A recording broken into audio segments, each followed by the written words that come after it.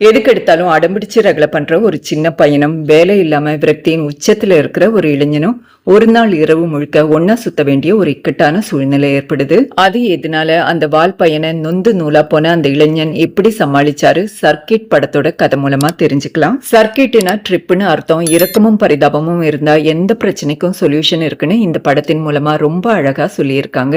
இந்த படத்தோட கதை லவ் மேரேஜ் பண்ணிக்கிட்டு யுஏஇல செட்டில் ஆன பாலு ஸ்டெஃபி தம்பதி கிட்ட இருந்து தான் ஸ்டார்ட் ஆகுது. பாலு ஒரு பேங்க்ல வேலை பார்த்துட்டு இருப்பாரு. ஸ்டெஃபி ஒரு ஹாஸ்பிட்டல்ல நர்ஸா இருக்காங்க. அவங்களுக்கு 7-8 வயசுல ஜெஃப்ரான்னு ஒரு பையன் இருக்கான். ஜெஃப்ரான் எதுக்கு எடுத்தாலும் அடம்பிடிப்பான். சில சமயத்துல ஹைப்பர் ஆக்டிவ் ஆகி கண்ணில் பட்டதெல்லாம் போட்டு உடைக்கவும் ஆரம்பிச்சிடுவான். அதனால யூஸ்வலா அவனை வெளியே கூட்டிட்டு போறதையே அவாய்ட் பண்ணிடுவாங்க. பாலுடைய ஃப்ரெண்ட் வற்புறுத்தி கூப்பிட்டதுனால அவங்க வீட்டு பர்த்டே பார்ட்டிக்கு பாலுவும் ஸ்டெஃபியும் ஜெஃபுவோட போவாங்க. ஜெஃபு அங்க போனதுல இருந்தே நார்மலா தான் பிஹேவ் பண்ணிட்டு இருப்பான். அப்ப அங்க அழகா டெக்கரேட் பண்ண பர்த்டே கேக்கை கொண்டு வந்து வைக்கிறாங்க. கேக்கை பார்த்ததும் ஜெஃபுக்கு என்ன தோணுச்சுன்னு தெரியல. திடீர்னு டென்ஷன் ஆயிடுவான். நேரா போய் அந்த கேக்கையும் தட்டி விட்டுருவான். இதுதான் ஜெஃபுடைய பிரச்சனை. அவன் எப்ப எதை பண்ணுவான்னு யாராலையுமே ப்ரெடிக்ட் பண்ண முடியாது. ஏன் அதை பண்றான்னு புரிஞ்சுக்கவும் முடியாது. அவங்க அந்த சிச்சுவேஷனை எப்படி சமாளிச்சாங்கன்னு காட்ட மாட்டாங்க. ஆனா அடுத்த சீன்ல பாலுவும் ஸ்டெஃபியும் ஜெஃபோட வீட்டுக்கு திரும்ப வந்துட்டு இருக்கிறத காட்டுறாங்க. பாலுவும் ஸ்டெஃபியும் பர்த்டே பார்ட்டில ஜெஃபி பண்ணதை பத்தி பேசி சண்டை போட ஆரம்பிக்கிறாங்க. பாலு இதுக்கு தான் அவனை கூட்டிட்டு போக வேண்டாம்னு சொன்னேன், கேட்டியான்னு கேட்க ஸ்டெஃபி அவனும் எவ்வளவு நேரம் தான் தனியா வீட்டுல இருப்பான், அவன் கொஞ்ச நேரமாவது ஹாப்பியா இருக்கட்டும்னு நினைச்சேன், அது தப்பான்னு கேட்பாங்க. பாலு தப்பு இல்லம்மா, இப்ப எல்லாருமே சந்தோஷமாயிட்டாங்க, உனக்கு நிம்மதி தானேன்னு நக்கலா கேட்க ஸ்டெஃபி இதுக்கு மேல பிரச்சனை வேண்டான்னு வாய முடிப்பாங்க. பாலு எப்பவுமே இப்படிதான் ஜெஃபு பண்ற சின்ன விஷயத்துக்கெல்லாம் டென்ஷன் ஆகி வேலையில இருக்கிற ப்ரெஷரையும் அதுல மிக்ஸ் பண்ணி ஸ்ட்ரெஸ்ஃபுல்லாவே சுத்திட்டு இருப்பாரு. இன்னைக்கு ஸ்டெஃபிக்கு நைட் ஷிஃப்ட்டுங்கிறதுனால பாலு அவங்கள ஹாஸ்பிட்டலில் ட்ராப் பண்ணிட்டு பையனோட வீட்டுக்கு வந்துடுவாரு. நைட் பாலுடைய ஃப்ரெண்ட் ஃபோன் பண்ணி சினிமாவுக்கு வரியான்னு கேட்க பாலு ஜெஃபுவை தூங்க வச்சுட்டு சினிமாவுக்கு கிளம்பி போயிடுவாரு. அவ்வளவுதான் அவருக்கு பொறுப்பு. வழக்கமா பாலு காலையிலே கிளம்பி வேலைக்கு போயிடுவாரு. ஸ்டெஃபி தான் நைட் டியூட்டி முடிச்சுட்டு வந்து ஜெஃபுவை ஸ்கூலுக்கு கிளப்புவாங்க. பாலு வேலைக்கு கிளம்பும்போது வீட்டை பூட்டி ஷூவ்ல கீயை வச்சுட்டு போவாரு. அதே தான் ஸ்டெஃபியும் பண்ணுவாங்க. இவங்க 2 பேரும் வீட்டுல இல்லாத சமயத்துல ஜெஃபு அந்த பூட்டப்பட்ட வீட்டுக்குள்ளேயே தான் இருப்பாரு. பாலு ஜெஃபு பாத்துக்க பெருசா அக்கறை காட்டுறதுல. ஸ்டெஃபி பாத்துக்கணும்னு நினைச்சாலும் அவங்களுக்கு போதுமான டைம் கிடைக்க மாட்டேங்குது. ஒருவேளை அப்பா அம்மா கிட்ட இருந்து கிடைக்க வேண்டிய அட்டென்ஷன் கிடைக்காததால தான் ஜெஃபு அப்நார்மலா பிஹேவ் பண்றானு கூட நமக்கு தோணும். அடுத்ததா படத்துடைய ஹீரோவான அமீரை காட்டுறாங்க. அவர் வேலை தேடுறதுக்காக விசிட்டர்ஸ் விசால இந்த ஊருக்கு வந்திருப்பாரு. அமீர் ஃப்ரெண்டோட ரூம்ல தான் தங்கிட்டு இருப்பாரு. அந்த ரூம்ல இன்னும் சில மலையாளிகளும் தங்கிட்டு இருப்பாங்க. அவங்களுக்கு அமீரை கண்டா பிடிக்காது. அமீருக்கு கை செலவுக்கு பணம் வேணுங்கிறதுனால மசாஜ் சென்டருடைய கார்டை ரகசியமா டிஸ்ட்ரிபியூட் பண்ணிட்டு இருப்பாரு. ஏன்னா அந்த ஊர்ல மசாஜ் சென்டர் ரன் பண்றதெல்லாம் இல்லீகல். இருந்தாலும் வேற வழி இல்லாம அந்த வேலை பண்ணுவாரு. போலீஸ் கிட்ட மாட்டிக்க கூடாதுங்கிறதுனால பேன் பாக்கெட்ல ஓட்ட போட்டுட்டு அந்த கார்ட்ஸை பாக்கெட்ல வச்சுட்டு நடக்கிற வாக்குல கீழே போட்டுட்டு போவாரு. அமீர் தங்கியிருக்கிற ரூம்ல இருக்கிற ஆளுங்களுக்கு இந்த விஷயம் தெரிய வர அதுல ஒரு ஆள் உனக்கு வேலை எதுவும் செட் ஆகலையான்னு கேட்க அமீர் இல்லைன்னு சொல்றாரு. அவர் கடவுளுக்கே அடுக்காத இது மாதிரி காரியம் எல்லாம் பண்ணிட்டு இருந்தா அவருடைய ஆசீர்வாதம் உனக்கு எப்படி கிடைக்கும்னு கேட்க அமீர் எனக்கு செலவுக்கு பணம் வேண்டாமா, அதுக்குதான் இதெல்லாம் பண்றேன்னு சொல்றாரு. அதுக்கு அவர் உனக்கு செலவுக்கு பணம் வேணும்னா இங்க இருக்கிற காருங்களை கழுவினாலே அந்த பணம் கிடைச்சிடும், நீ என்ன வேணும்னாலும் பண்ணிட்டு போ, ஆனா எங்களை தேவையில்லாத வம்பல மாட்டி விட்டுறாதேன்னு ஹார்ஷா பேசுவாரு. பாலு ஒரு ஸ்கூலுக்கு போய் அங்க வேலை பாக்குற ஸ்ரீஜா டீச்சர் கிட்ட 5 முறை உங்க வீட்டுக்கு வந்தேன், கதவே திறக்க மாட்டேங்கிறீங்க, உங்க ஹஸ்பண்ட மரியாதையா பேங்குக்கு வந்து ஏதாவது செட்டில்மெண்ட் பேச சொல்லுங்க, அட்லீஸ்ட் போன் காலையாவது எடுக்க சொல்லுங்க, என்ன திரும்ப இங்க வரவழைச்சிடாதீங்க, அதுக்கப்புறம் மரியாதையே இருக்காதுன்னு கத்திட்டு போயிடுவாரு. அடுத்ததா ஜெஃபு டிவி பார்த்துட்டு இருக்கிறத காட்டுறாங்க. அதுல முட்டையில இருந்து கோழி குஞ்சு வெளியே வரத காட்டிட்டு இருப்பாங்க. உடனே ஜெஃபு முட்டையும் எடுத்துட்டு மொட்டை மாடிக்கு போய் அங்கே இருந்த முட்டையை தூக்கி எறிஞ்சு கோழி குஞ்சு வருதான்னு அப்சர்வ் பண்ணிட்டு இருப்பான். ஜெஃபு தூக்கி எறிகிற முட்டையெல்லாம் கீழே நிப்பாட்டி வச்சிருக்கிற ஒரு கார் மேல் விட அந்த கார் ஓனர் அதை பார்த்து டென்ஷன் ஆகி வாட்ச்மேன் கிட்ட சண்டை போட்டுட்டு இருப்பாரு. அந்த சமயம் பார்த்து பாலு அங்க வர வாட்ச்மேன் பாலு கிட்ட உங்க பையன் பண்றது பாருங்க சார், தேவையில்லாம அவர் என்கிட்ட சண்டைக்கு வராருன்னு கோவப்படுவாரு. பாலு நேரம் மொட்டை மாடிக்கு போய் ஜெஃபு தரன்னு இழுத்துட்டு வந்து ரூம்ல போட்டு பூட்டிடுவாரு. அதுக்கப்புறம் வைஃப் கிட்ட உன் பையன் பண்ணி வச்சிருக்கிற வேலையை போய் பாருன்னு சொல்றாரு. அவங்க நான் குளிக்க போனேன், அந்த சமயத்துல இப்படி பண்ணிட்டான்னு சொல்லுவாங்க. ஸ்டெஃபி பாலு கிட்ட ஜெஃபுடைய ஸ்கூலுக்கு போனீங்களான்னு கேட்க ஆமா போனேன், ஆனா வேற ஒரு வேலையா போனேன்னு சொல்றாரு. ஸ்டெஃபி ஸ்கூல்ல இருந்து வர சொல்லி லெட்டர் போட்டிருந்தாங்களே, நீங்க அட்லீஸ்ட் அவனுடைய டீச்சரையாவது பார்த்துட்டு வந்திருக்கலாமேன்னு கேட்க என்ன லெட்டர் போட்டிருப்பாங்க, உங்க பையனை ஸ்கூல்ல வச்சிருக்க முடியாதுன்னு போட்டிருப்பாங்க, அதுக்கு எதுக்கு நான் போய் பார்த்துட்டு வரணும்னு லெத்தார்ச்சிக்கா கேட்பாரு. ஸ்டெஃபி ஸ்கூல்ல இருந்து கூப்பிட்டது கவுன்சிலிங்காக, பையன் விஷயத்துல கொஞ்சமாவது ரெஸ்பான்சிபிளா இருங்கன்னு சொல்ல பாலு ஆமாமா உன் ரெஸ்பான்சிபிலிட்டி தான் கொஞ்ச நேரத்துக்கு முன்னாடி பார்த்தேனேன்னு அவங்களே பிளேம் பண்ணிட்டு டிவி பார்க்க ஆரம்பிச்சிடுவாரு. அமீர் ஒரு கம்பெனில இன்டர்வியூ அட்டென்ட் பண்ணுவாங்க. அவருக்கு ஒரு ஒர்க் அசைன் பண்ணிட்டு அதை முடிச்சு கொடுக்க சொல்லுவாங்க. அமீர் முடிச்சு கொடுக்க அக்கௌண்ட் டிபார்ட்மெண்ட்ல சப்மிட் பண்றேன், வெரிஃபை பண்ணிட்டு உங்களை கூப்பிடுவாங்கன்னு சொல்லிட்டு அனுப்பி வச்சிடுவாங்க. அமீர் வெளியே வந்து டாக்ஸிக்காக வெயிட் பண்ணிட்டு இருப்பாரு. அப்ப அந்த கம்பெனில இருந்து ஒரு கார் வெளியே வரும். அதை ஓட்டிட்டு வர்றது ஒரு மலையாளி தான். அவர் அமீரை பார்த்ததும் இங்க டாக்ஸி எல்லாம் கிடைக்கிறது ரொம்ப கஷ்டம், வாங்க கார்ல ஏறுங்கன்னு கூப்பிடுவாரு. அமீர் கார்ல ஏறிட்டு, சார் நீங்க இந்த கம்பெனில தான் வேலை பாக்குறீங்களான்னு கேட்க, ஆமா சேல்ஸ் அண்ட் மார்க்கெட்டிங்ல இருக்கேன்னு சொல்றாரு. அமீர் அவர்கிட்ட, சார் நான் இப்பதான் அங்க இன்டர்வியூ அட்டென்ட் பண்ணிட்டு வரேன், முடிஞ்சா என்ன கொஞ்சம் ரெக்கமெண்ட் பண்ண முடியுமான்னு கேட்க, அவரும் சிரிச்சுக்கிட்டே பார்க்கலான்னு சொல்றாரு. அவர் அமீரை டிராப் பண்ணதும், சார் நான் உங்ககிட்ட சீரியஸா தான் கேட்டேன், கொஞ்சம் ஹெல்ப் பண்ணுங்க, விசிட்டர்ஸ் விசால தான் இந்த ஊருக்கு வந்திருக்கேன், 2-3 நாள்ல விசாவும் எக்ஸ்பயர் ஆயிடும்னு சொல்றாரு. அதுக்கு அவர், எங்க ஆபீஸ்ல 1 மந்தா அக்கௌண்ட் ஆபீசர் லீவ்ல இருக்காரு, அதனால வாரத்துக்கு ஒரு முறை இன்டர்வியூ கண்டக்ட் பண்ணி வரவங்களை வச்சு பெண்டிங் ஒர்க் எல்லாம் முடிக்கிறாங்க. மலையாளி ரன் பண்ற கம்பெனி தான், இருந்தாலும் அவங்க பண்றதெல்லாம் டிராமா, அதனால பெருசா ஹோப் எதுவும் வச்சுக்காதீங்கன்னு சொல்லிட்டு கிளம்பிடுவாரு. ஸ்டெஃபி ஜெஃபோட டீச்சரை போய் பார்க்குறாங்க. அவங்க ஜெஃபுக்கு ADHDங்கிற மென்டல் இஷ்யூ இருக்குது, அதனால தான் ஹைப்பர் ஆக்டிவாக பிஹேவ் பண்ணுறான். 1லேருந்து 10 வரைக்கும் எழுதுறதுக்கு அவனுக்கு நல்லாவே தெரியும், ஆனால் 4 வரைக்கும் எழுதுறதுக்குள்ளேயே டைவர்ட் ஆகிடுவான். இந்த ஸ்டேஜில் அவனுக்கு ஸ்பெஷல் ஸ்கூலெல்லாம் தேவையில்லை, ஆனால் கூடயே இருந்து பார்த்துக்கிற மாதிரி ஒரு ஷேடோ டீச்சரை அரேஞ்ச் பண்ணால் போதும்னு சொல்கிறாங்க. ஒரு நாள் ஸ்டெஃபி ஜெஃபு அவங்க ஃப்ரெண்டு வீட்டில் விட்டுட்டு ஒரு கவர்மெண்ட் எக்ஸாம் எழுதுறதுக்காக போயிருப்பாங்க. திரும்ப வரதுக்குள்ளே ஜெஃபு அவங்க வீட்டில் இருக்கிற ஃபிஷ் டேங்கை போட்டு உடைச்சிட்டு ஃபிஷ் வெளியே வர ஹெல்ப் பண்ணேன்னு வேற சொல்லியிருப்பாரு. ஸ்டெஃபி எப்படியாவது இந்த கவர்மெண்ட் வேலை கிடைச்ச போதும் அப்போ 2 மணிக்கெல்லாம் வீட்டுக்கு வரலாம், எவனையும் பார்த்துக்கலாம், இப்போ சமயத்துக்கு வீட்டுக்கும் வர முடியல, எவனையும் பார்த்துக்க முடியலன்னு புலம்ப ஃப்ரெண்ட் கவலைப்படாத எல்லாம் சரியாயிடும்னு ஆறுதல் சொல்லுவாங்க. ரூமில் இருக்கிற அமீர்கிட்ட அவருடைய ஃப்ரெண்ட் வந்து, அமீர் மெஸ்க்கு கொஞ்சம் காய்கறி எல்லாம் வாங்கணும், நம்ம வெளியே போயிட்டு வரலான்னு கூட்டிகிட்டு போவார். வெளியே வந்ததும் அமீர் ஃபோனை மறந்து வச்சுட்டு வந்துட்டு, அம்மா ஃபோன் பண்ணுவாங்க நான் போய் எடுத்துகிட்டு வரேன்னு சொல்ல, ஃப்ரெண்ட் நீ இரு நான் போய் எடுத்துகிட்டு வருவேன்னு சொல்வார். அமீர் வேண்டாம் நானே எடுத்துகிட்டு வரேன்னு சொல்லிட்டு ரூமுக்கு போகும்போது அங்கே இருக்கிறவங்க அமீருடைய பேக்கை செக் பண்ணிட்டு இருப்பாங்க. அமீர் ஷாக் ஆகி என்னாச்சுன்னு கேட்க, இங்கே வச்சிருந்த 500 திராம் காணாமல் போயிடுச்சு, அதான் உன் பேக்கை செக் பண்ணிட்டு இருக்கோம், இது வரைக்கும் இது மாதிரியெல்லாம் நடந்ததே இல்லை, நீ வந்த பிறகுதான் இப்படியெல்லாம் நடக்குதுன்னு சொல்கிறாங்க. அதுக்கு அமீர், உங்களுக்கு சந்தேகம் இருந்தால் என்ன கேட்டிருக்கலாமே, இல்லைன்னா நான் இருக்கும்போது என் பேக்கை செக் பண்ணியிருக்கலாமே, இப்படியா இன்டீசெண்டாக பிஹேவ் பண்ணுவீங்கன்னு கேட்க, டீசென்சி பற்றி நீ பேசாத, 2 மாசமாக ரூம் ரெண்டும் தரதில்லை, மெஸ்ஸில் சாப்பிட்ற சாப்பாட்டுடைய பைசாவும் தரதில்லை, உனக்கெல்லாம் இவ்வளோ டீசென்சி போதும்னு அவமானப்படுத்துகிற மாதிரி பேசுவாங்க. பாலுவும் ஸ்டெஃபியும் ஃப்ரெண்டு வீட்டில் இருந்து திரும்ப வந்துட்டு இருக்கும்போது பாலுடைய பாஸ் ஃபோன் பண்ணி ஏதோ ஒரு வேலை சரியாக பண்ணாததுக்காக சத்தம் போட்டுட்டு இருப்பாரு. அப்பார்ட்மெண்ட்டுக்கு வந்ததும் பாலு லிஃப்ட்டை ப்ரெஸ் பண்ணுவார். அதை பார்த்து ஜெஃபு டென்ஷன் ஆகி, நான் தானே லிஃப்ட்டை ப்ரெஸ் பண்ணணும், நீ ஏன் பண்ணேன்னு கத்த ஆரம்பிப்பான். பாலு ஜெஃபுவை இழுத்துட்டு போய் வழக்கம் போல் ரூமில் வச்சு பூட்டிடுவார். அதை பார்த்து ஸ்டெஃபி டென்ஷன் ஆகி, எதுக்கு இப்படி கோவப்படுறீங்க, உங்களை பார்த்து தானே ஜெஃபும் கத்துப்பான்னு கேட்குறாங்க. ஏற்கனவே கோபத்தில் இருந்த பாலு அதை கேட்டது இன்னும் கொஞ்சம் டென்ஷனாக ஆரம்பிக்கிறாரு. ஏன் நீ கோபப்பட மாட்டியா, எல்லா பிரச்சனைக்கும் நீ தான் காரணம், ஜெஃபு பிறந்ததுமே எங்கள் அப்பா அம்மா வீட்டுக்கு போகலான்னு சொன்னேன், நீ கேட்கல, என் குழந்தைக்கு யாருடைய பாசமும் வேண்டான்னு சொன்னேன், உங்கள் அப்பா அம்மா வந்து பார்க்க மாட்டாங்க, எங்கள் அப்பா அம்மாவை பார்க்கவும் நீ அலோவ் பண்ண மாட்டேன், இப்போ என்ன பண்ண சொல்கிறேன்னு கேட்க, ஸ்டெஃபி நம்ம 2 பேரும் சேர்ந்து எடுத்த டிசிஷன் இது, இப்போ என்ன மட்டும் ப்ளேம் பண்ணுறீங்களான்னு கேட்க 2 பேருக்கும் திரும்பவும் சண்டை ஆரம்பிக்கும். அமீர் பிளாகரான அவருடைய ஃப்ரெண்ட் நஃபலுக்கு ஃபோன் பண்ணி, இந்த ஊரில் வேலை தேடாத இடம் இல்லை, எந்த இடத்துலையுமே வேலை செட் ஆகலை, பேசாமல் அங்கே வந்து ஏதாவது வேலை கிடைக்குமான்னு தேடி பார்க்க போகிறேன், அதுவும் இல்லாமல் இந்த ஊரில் என்னால் இருக்க முடியலன்னு சொல்கிறாரு. நஃபல், என்னுடைய ரூம்மேட் ஊருக்கு போயிருக்கான், அவன் திரும்ப வரதுக்கு 10 days ஆகும், நீ பேசாமல் வந்து அங்கே தங்கிக்கோ, ஆனால் அங்கேருந்து இங்கே வரதுக்கு 2 hours ட்ராவல் பண்ணணும்னு சொல்ல அமீர் நான் பார்த்துக்கிறேன்னு சொல்கிறாரு. நஃபல் லொக்கேஷனை ஷேர் பண்ண அமீர் ஒரு டாக்ஸி பிடிச்சு அந்த ஊருக்கு போயிட்டு நஃபலுக்கு ஃபோன் பண்ணுவார். நஃபல், நான் ஒரு ஷூட்டிங்கில் இருக்கேன், எதிர்த்த மாதிரி ஒரு ஹோட்டல் இருக்கும், நீ அங்கே போய் பேக்கை வச்சுட்டு ஏதாவது சாப்பிட்டுட்டு வெயிட் பண்ணு, நான் வந்துடுவேன்னு சொல்வார். அமீர்கிட்ட கையில் பெருசாக பைசா இல்லைங்கிறதுனால அங்கே போய் பேக்கை வச்சுட்டு தண்ணி மட்டும் குடிச்சிட்டு வெயிட் பண்ணுவார். கொஞ்ச நேரம் கழிச்சு அவருக்கு பசிக்க ஆரம்பிக்கும், அதனால் போய் ஒரு டீயை மட்டும் ஆர்டர் பண்ணுவார். அந்த ஹோட்டல் ஓனர் சாப்பாடை எடுத்துகிட்டு வந்து வச்சுட்டு, அமீர்கிட்ட 40 வருஷமாக இந்த ஹோட்டலை நான் ரன் பண்ணிட்டு இருக்கேன், இங்கே வரவங்களுக்கு சாப்பிட என்ன வேணும்னு எனக்கு நல்லாவே தெரியும், உனக்கு பசிக்கும், இந்த சாப்பாடை சாப்பிடுன்னு சொல்கிறாரு. அடுத்ததாக பாலுவை காட்டுறாங்க. அவருடைய பேங்குக்கு அந்த டீச்சருடைய ஹஸ்பண்ட் வந்திருப்பாரு. அவர்கிட்ட பாலு, பணத்தை செட்டில் பண்ண வேண்டிய வழியை பாருங்க, இல்லைன்னா நான் போலீஸ் கம்ப்ளைண்ட் தான் கொடுக்கணும்னு சொல்றாரு. அதுக்கு அவர், போலீஸ் கம்ப்ளைண்ட் தானே குடு, இனி ஒரு முறை போய் என் பொண்டாட்டியை தொலை பண்ணா நான் தான் உன் பேர்ல போலீஸ் கம்ப்ளைண்ட் கொடுக்கணும்னு சொல்ல 2 பேருக்கும் வாய் தகராறு முத்தி போயிடும். அதை பார்க்குற பாலுடைய ஃப்ரெண்ட் போத்தன் 2 பேரையும் சமாதானப்படுத்தி பாலுவை வெளியே கூட்டிட்டு போயிட்டு, எதுக்கு இப்படி பிஹேவ் பண்ற, என்ன இருந்தாலும் அவர் நம்முடைய கிளைண்ட், இந்த ஊர்ல வேலை கிடைக்காம எத்தனை பேர் கஷ்டப்பட்டுட்டு இருக்காங்க, நீ எதுக்கு இப்படி டென்ஷன் ஆகுற, உனக்கு டென்ஷனா இருந்தா கொஞ்ச நாள் லீவ் போட்டுட்டு ரிலாக்ஸ் பண்ணிக்கோன்னு சொல்றாரு. அந்த ஹோட்டல் ஓனர் அமீருடைய நிலைமையை புரிஞ்சுக்கிட்டு தங்குறதுக்கு இடம் கொடுத்துட்டு, உனக்கு இன்டர்வியூ இல்லாத சமயத்துலலாம் எனக்கு ஹெல்ப் ஆயிருன்னு வேலையும் போட்டு கொடுப்பாரு. அமீரை கூட்டிட்டு போறதுக்காக நஃபில் வருவாரு. ஆனா, அமீர் அவர்கிட்ட ஹோட்டல் ஓனர் என் நிலைமைய புரிஞ்சுக்கிட்டு இங்கேயே வேலை குடுத்து தங்க இடமும் குடுத்துருக்காரு. நான் உன் கூட வந்தா கூட 10 நாள் தானே அங்க தங்க முடியும். அதனால பேசாம இங்கேயே தங்கிக்கிறேன்னு சொல்வாரு. நஃபில் டேய் விசா இல்லாம வேலை பார்க்குறது ரிஸ்க்குன்னு சொல்ல டெலிவரி பண்றது, காய்கறி வாங்குறதுன்னு சின்ன சின்ன வேலை தான் பார்க்க போறேன். ஒண்ணும் பிரச்சனை இல்ல பார்த்துக்கலான்னு சொல்வாரு. அமீர் அந்த ரெஸ்டாரண்ட்லயே வேலை பார்த்துக்கிட்டு அப்பப்போ இன்டர்வியூவும் அட்டெண்ட் பண்ணுவாரு. ஃப்ரீ டைம்ல நஃபில் கூடயும் டைம் ஸ்பெண்ட் பண்ணிட்டு இருப்பாரு.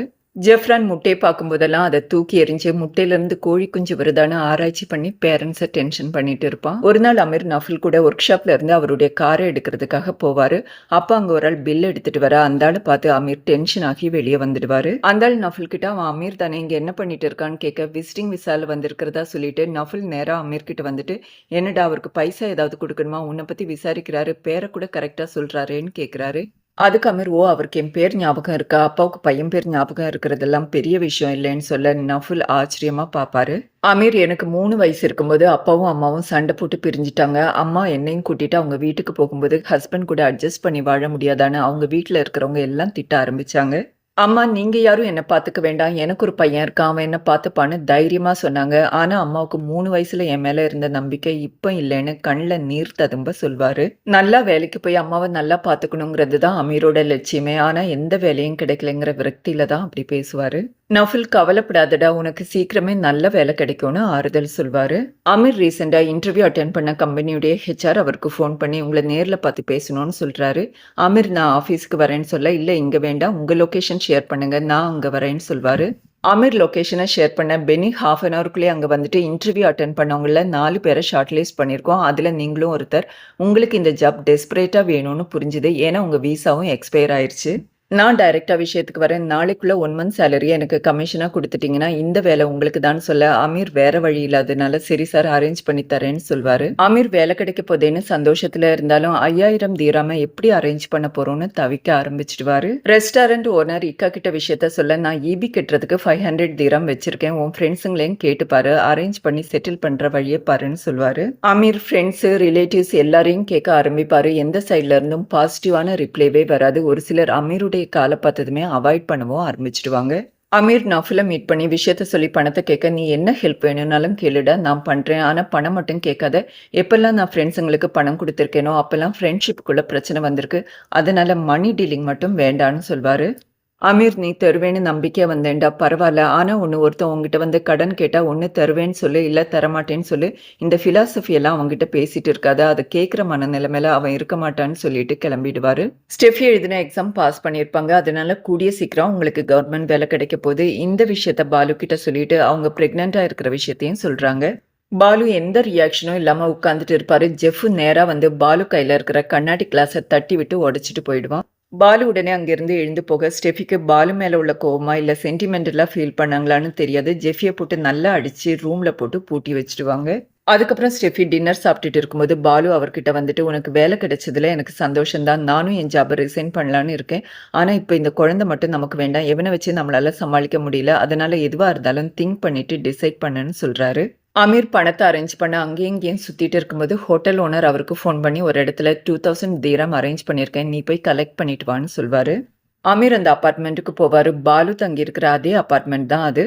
அமீர் அந்த வீட்டுக்கு போய் பணத்தை கேட்க 1000 தீரம் மட்டும் கொடுத்துட்டு இப்ப இதுதான் இருக்கு நான் இக்கா கிட்ட பேசிக்கிறேன்னு சொல்லுவாரு.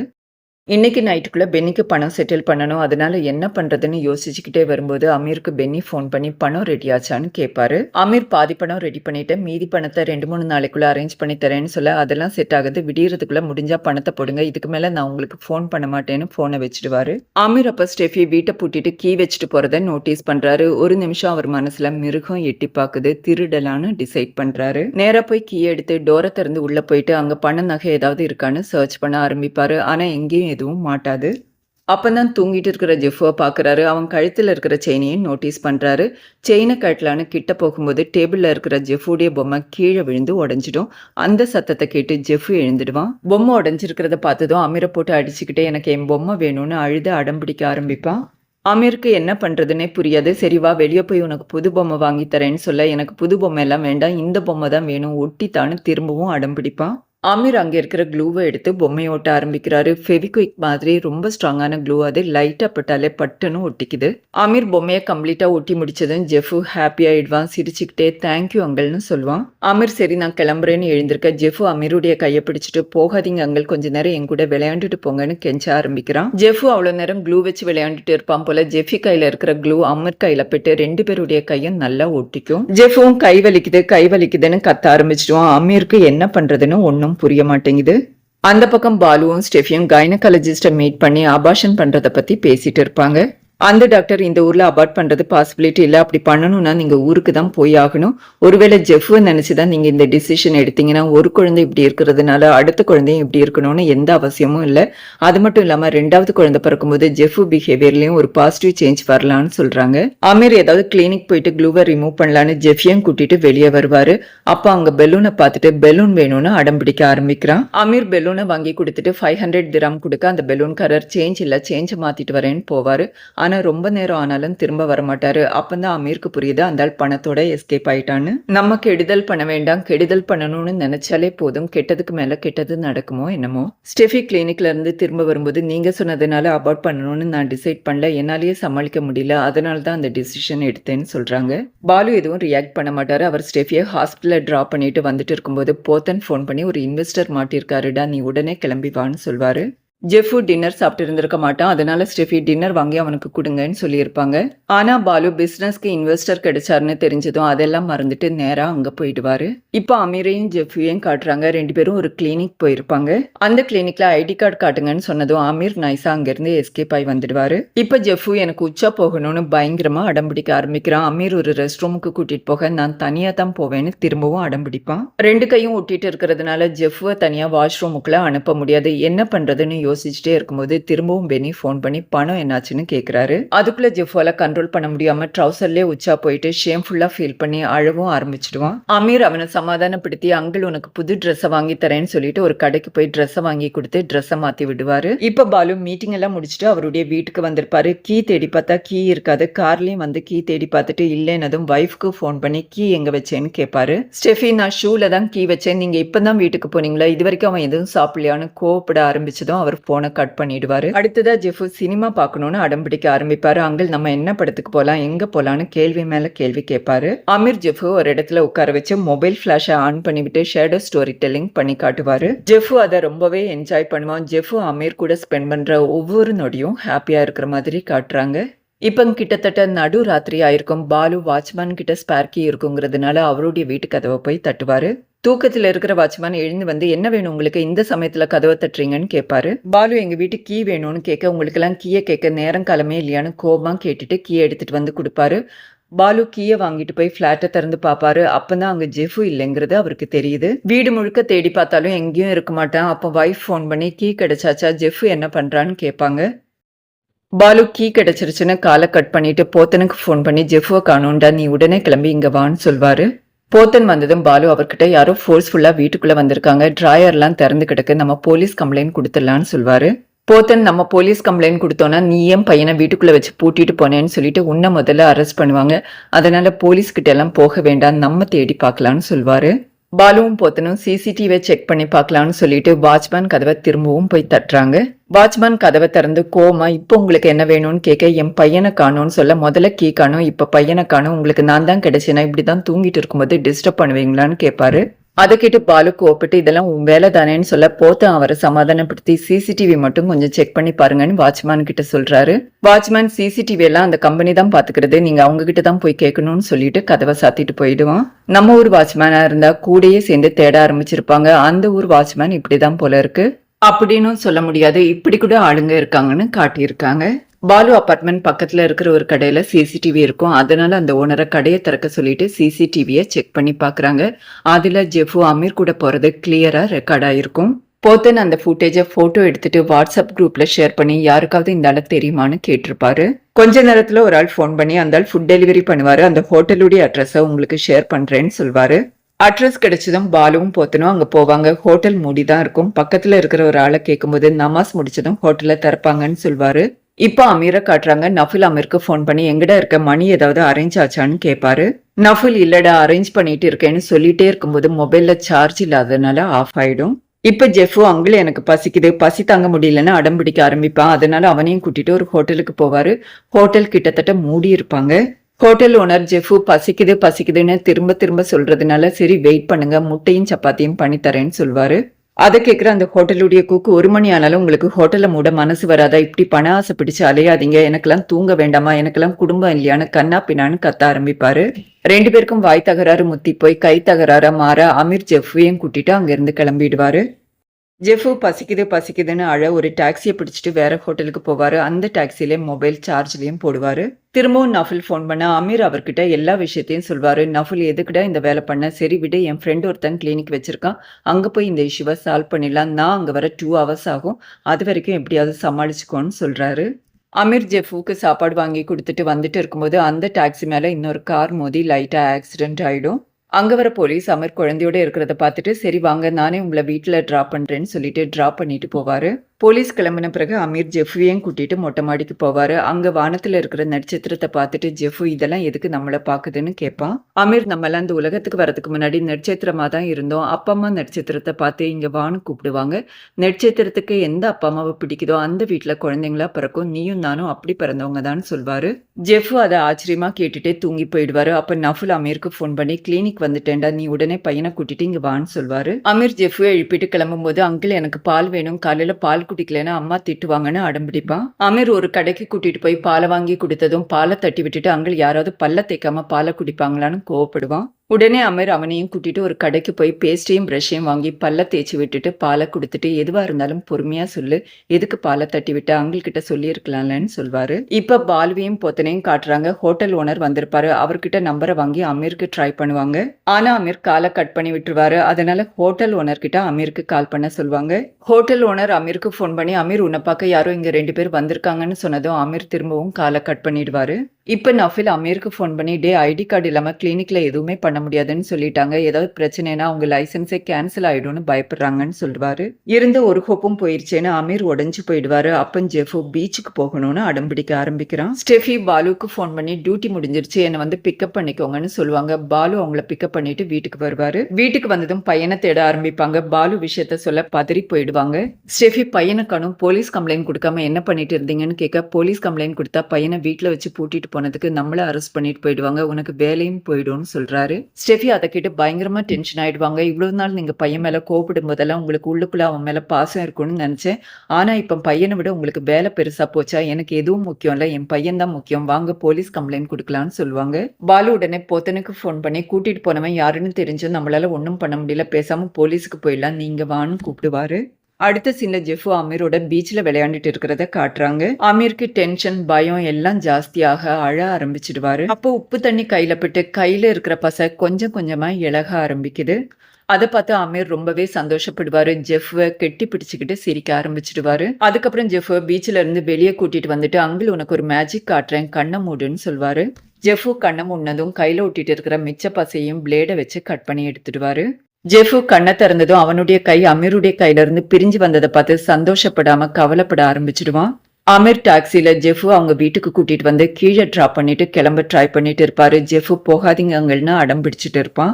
அப்பந்தான் அவங்க அப்பா அம்மா போத்தனோட போலீஸ் கம்ப்ளைண்ட் கொடுக்கலான்னு கீழே வந்துட்டு இருப்பாங்க. ஜெஃபுவை பார்த்ததும் ஓடி வந்து கெட்டி பிடிச்சுப்பாங்க. அமீர் அதை பார்த்துக்கிட்டே டாக்ஸில இருந்து அங்கிருந்து கிளம்பி போயிடுவாரு.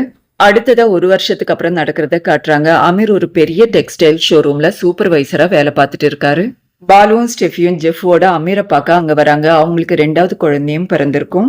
பாலு அமீர் கிட்ட இது வரைக்கும் அவன் பர்த்டேவை நாங்க செலிப்ரேட் பண்ணதில்லை, ஏன் அவனுக்கு என்ன பிடிக்கும்னு கூட தெரிஞ்சுக்க ட்ரை பண்ணல, இந்த பர்த்டே செலிப்ரேட் பண்ணலான்னு இருக்கேன், உனக்கு என்ன வேணும்னு கேட்டப்போ அங்கிள் தான் வேணும்னு சொன்னா, நீங்க கண்டிப்பா அவனுடைய பர்த்டேக்கு வரணும்னு சொல்வாரு. ஸ்டெஃபியும் கண்டிப்பா வாங்கன்னு இன்வைட் பண்ணுவாங்க. ஜெஃபு ஓடி வந்து அமீரை கெட்டி பிடிச்சுப்பான். உனக்கு அங்கில ஞாபகம் இருக்கான்னு கேட்க, நல்லாவே ஞாபகம் இருக்குன்னு சொல்வான். அதுக்கப்புறம் பர்த்டே கார்டையும் கொடுத்துட்டு கிளம்புவாங்க. அதுல தேங்க்யூன்னு எழுதியிருக்கும். அமீர் ஒரு புன்சிரிப்போட அவங்க போறதே பார்த்துட்டு இருப்பாரு. அதோட படத்தை முடிக்கிறாங்க.